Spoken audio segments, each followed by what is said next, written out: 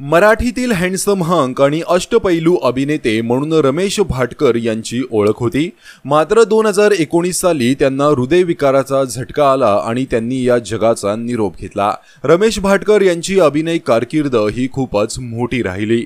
त्यांनी आजवर अनेक मराठी मालिका, चित्रपटे, नाटक अशा माध्यमांतून आपल्या अभिनयाचा ठसा उमटवला।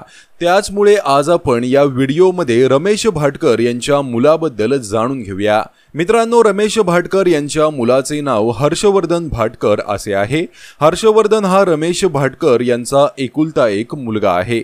मात्र तो सध्या भारतात राहत नसून अमेरिकेमध्ये राहतो। हर्षवर्धनने फिजिक्स या विषयामध्ये शिक्षण पूर्ण केले असून तो अमेरिकेमध्ये नोकरी करतो। अमेरिकेमधील मोंटाना युनिव्हर्सिटीमध्ये तो नोकरीला आहे। तसेच हर्षवर्धनचे लग्न झाले असून त्याच्या पत्नीचे नाव सुप्रिया भाटकर असे आहे।